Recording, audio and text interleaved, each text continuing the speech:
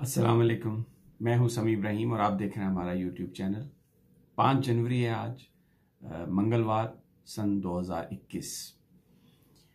पाकिस्तान की सियासत में जो नेशनल मीडिया है उसमें तो पीडीएम छाई हुई है, तहरीक इंसाफ छाई हुई है, नून लीग है, पीपल्स पार्टी है, मौलाना फजलुर रहमान है, मरियम नवाज है और बिलावल भुट्टो। बहुत सारे इन लोगों के हवाले से गुफ्तगू हो रही है, उन्हीं को कवरेज मिल रही है। लेकिन अवाम की सतह पर एक नया फिनोमेना जन्म ले रहा है जिस पर मैं आज बात करूंगा, और वो है तहरीक लब्बैक पाकिस्तान। अल्लामा खादम हुसैन रिजवी की जमात।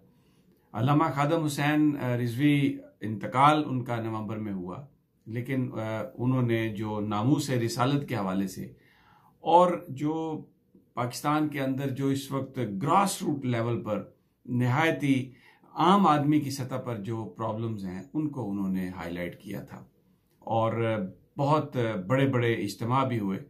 लेकिन जो नेशनल मेन स्ट्रीम मीडिया है और जो मेन स्ट्रीम पोलिटिकल पार्टीज हैं, क्योंकि उनके लिए वो एक खतरा थे, तो इसलिए ये कह दिया गया कि वो शायद पाकिस्तान की किसी एजेंसी ने उनको खड़ा किया है। उसका मकसद नून लीग को कमज़ोर करना है, उसका मकसद पाकिस्तान की आईएसआई है जो उसका इन्फ्लुएंस पॉलिटिक्स में ज़्यादा बढ़ाना है। इस तरीके से करके उसको दागदार करने की कोशिश की गई, उसको मेन स्ट्रीम पॉलिटिकल अरीना से उसको निकालने की कोशिश की गई। और फिर जब वो इलेक्शन कमीशन भी गए अपने आप को as a political party register कराने के लिए, तो उनको इलेक्शन लड़ने की भी इजाज़त नहीं दी गई। इंतहा पसंदी का इल्ज़ाम लगाया गया। कह वो क्या रहे थे कि नामूस रिसालत पर कोई एग्रीमेंट मंजूर नहीं है।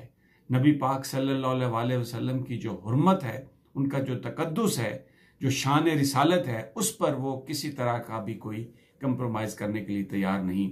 सुप्रीम कोर्ट का जो डिसीजन था, पहला जो फैजाबाद धरना था, जो बेसिकली इसलिए किया गया था कि कानून में तब्दीली की जा रही थी शान रिसालत के हवाले से, तो उस धरने को भी ये कहा गया कि ये नवाज शरीफ की मुस्लिम लीग नून की हुकूमत को ख़त्म करने के लिए है। और फिर उसमें जो फैसला भी जो सुप्रीम कोर्ट का आया उसमें हवाला दिया गया नामालूम अफराद और इस किस्म का तहरीक लब्बैक पाकिस्तान पर कीचड़ उछालने की बातें होती रहीं। लेकिन पाकिस्तान की आवाम ने तहरीक लब्बैक पाकिस्तान को मुस्तरद नहीं किया और उन्होंने इस प्रोपेगेंडे पर असर नहीं धरा। मैं आपको थोड़ी सी मिसाल देता हूं। 2018 के जो इंतखाबात थे, 14 कौमी असम्बली की सीट्स पर 21 लाख वोट हासिल किए तहरीक लब्बैक ने। और सिंध में तो उन्होंने बिलावल भुट्टो को लियारी में, वो जगह जहां पीपल्स पार्टी का जो गढ़ था, वहां पर उन्होंने बिलावल भुट्टो को तहरीक लब्बैक पाकिस्तान के रहनुमा ने शिकस्त दी। और अल्लामा खादम हुसैन रिजवी जो थे, उन्होंने जो एहतजाज किया, जिस तरीके से वो चीज़ों को लेके आए, तो एक बड़ा उन पर यह एतराज़ था कि जी इस किस्म के काम तो रियासत करती है। आप सलमान तासीर साहब का जब कत्ल हुआ और उसके बाद मुमताज़ कादरी को जब सज़ा दी गई और वो जो सारी कंट्रोवर्सी हुई जिसपे खादम हुसैन रिजवी साहब को ये कहा गया कि ये रियासत का काम है, इंडिविजुअल का काम नहीं, तो उनका एक बड़ा सवाल था कि अगर रियासत अपनी ड्यूटीज में फेल हो और वो भी एक ऐसे मसले पर जिसमें नबी पाक सल्लल्लाहु अलैहि वसल्लम की शान का जिक्र हो, तो फिर मुसलमान कहाँ जाएं। बड़ा एक ये वैलिड सवाल था जिसमें उन्होंने ये कहा था कि मगरब के प्रेशर पर, बिजनेस के प्रेशर पर, IMF के प्रेशर पर, वर्ल्ड बैंक के प्रेशर पर, अमेरिका और फ्रांस और यूरोपियन यूनियन के प्रेशर पर GSP प्लस स्टेटस लेने के लिए आप अपने कवानीन में तब्दीली कर रहे हैं जिससे हुर्मत रसूल मुतासर हो सकती है और हमें ऐसा कारोबार नहीं चाहिए। तो वो रियासत जो शान रिसालत के लोगों को सजा ना दे सके, तो वो बड़ा सवाल उनका एक ये था कि फिर आम आदमी, आम मुसलमान क्या करे। और शायद जो पाकिस्तान के लोग हैं वो उनके दिल से जो निकलने वाली ये बात थी उस पर उन्होंने कान धरा। और फिर आपने देखा ये 2018 के इंतखाबात, 4 सिर्फ पॉलिटिकल पार्टीज और हैं, नून league, peoples party, Tehreek Insaf और मुत्तहिदा मजलिस अमल, जो 20 लाख से ज्यादा जिन्होंने वोट लिए हैं, और 5वीं उनमें तहरीक लब्बैक पाकिस्तान है।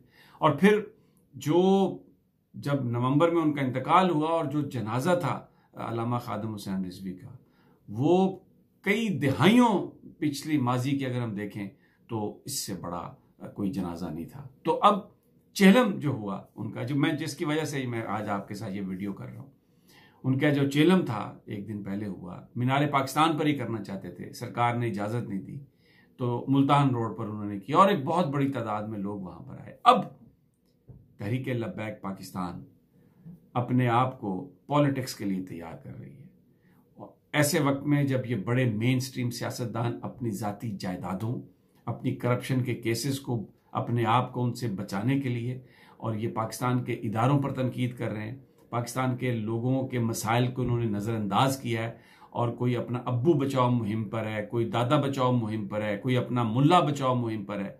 ऐसे वक्त में तहरीक लब्बैक पाकिस्तान, उसके नए जो लीडर हैं साद रिजवी, 26 साल साद रिजवी, जो अल्लामा खादम हुसैन रिजवी के साहबजादे हैं, एक बड़ा नया उन्होंने एक वलवला दिया, एक नया विजन दिया, और उनके मुताबिक अब ये जो इज्तिमा है, ये जो लोग हैं तहरीक लब्बैक पाकिस्तान के, वो अपने आप को तैयार करें इलेक्शंस के लिए, क्योंकि तहरीक लब्बैक के पास हमदर्दी मौजूद है, उनके पास लोगों की हमायत मौजूद थी, लेकिन शायद उनके पास वो स्ट्रक्चर नहीं था जो जमात इस्लामी के पास है, जो मौलाना फजलुर रहमान के पास है, जो दूसरी पॉलिटिकल पार्टीज के पास है, जिसकी वजह से इलेक्शंस में वो को बहुत बेहतर नतायज नहीं दे सके। इसके बावजूद कि उन्होंने बड़े बड़े इज्तिमात किए, और बहुत सारे लोग, मैं यहाँ अमेरिका में हूँ, आप यकीन करें, मैं जिस जगह जाता हूँ मुझे लोग तहरीक लब्बैक का जिक्र करते हुए नजर आ रहे हैं।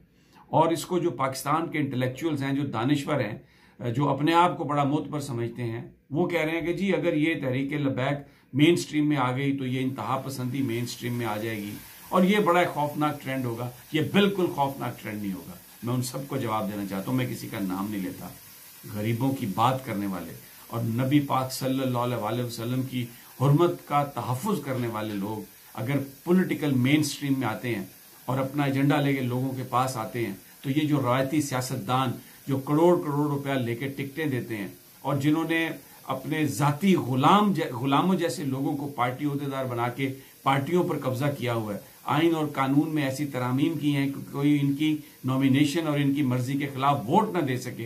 पाकिस्तान के लोगों को ऐसी क़यादत चाहिए। इस वक्त तहरीक लब्बैक पाकिस्तान वो अब प्लेटफॉर्म बनाने की बात कर रही है, और जो मेरे पास इत्तलात हैं, तहरीक लब्बैक पाकिस्तान डॉक्टर्स का एक फोरम बनाने वाली है, इंजीनियर्स का फोरम बनाने वाली है, खवातीन का फोरम बनाने वाली है, इसी तरीके से यंग जो लोग हैं उनका एक फोरम बनाने वाली है। मेन स्ट्रीम अपना पूरा जो एक पॉलिटिकल जो एजेंडा है उसको वो लेके जमात आने वाली है, और ये एक खतरे की घंटी है। मैं आपको बता रहा हूं, तहरीक लब्बैक पाकिस्तान को ISI या किसी एजेंसी का स्टूज समझने वाले लोगों के लिए ये एक लम्हा फिक्रिया है।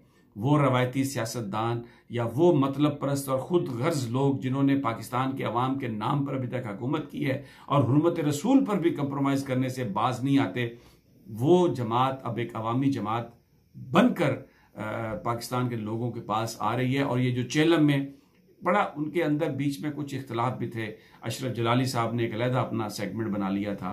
पीर अफजल गुजरात के, वो हालांकि निकल गए थे 2019 में, लेकिन उन्होंने आके ये कहा कि अब ये जमात जो है ये हमारी है। लेकिन अब वो जो उनकी मजलिस आमला है तहरीक लब्बैक पाकिस्तान की, उन्होंने लीडरशिप के तमाम जो मसाइल थे उनको सेटल कर दिया।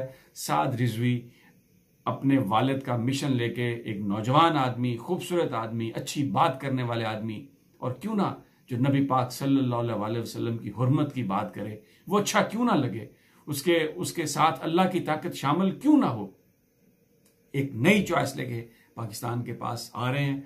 और इस आलम में जो लोग उनको इंतहा पसंद कहते हैं, जो लोग उनके बारे में मुख्तलिफ किस्म की बातें करते हैं, उनको जबरदस्त करारा जवाब दिया। और इसमें एक और मैं बात कह दूं, जो बरेलवी मकतबा फिक्र है पाकिस्तान में, वो लोग रूरल एरियाज में बड़े स्ट्रांग हैं, लेकिन अर्बन एरियाज में उनकी स्ट्रेंथ इतनी नहीं थी।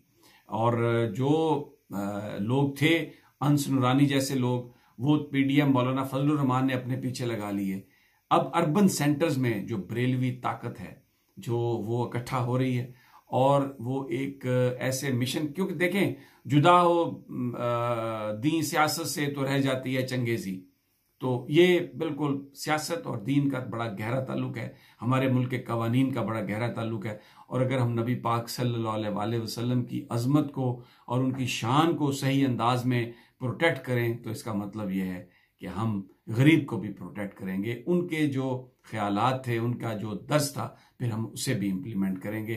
तो ये इन बड़े बड़े सियासतदानों के लिए एक बड़ा लम्हा फिक्री है। बड़ा शोर मचाएंगे, बड़ा इल्ज़ाम लगाएंगे, एजेंसियों ने ये कर दिया, वो कर दिया, लेकिन सबसे बड़ी ताकत आप हैं, अवाम है।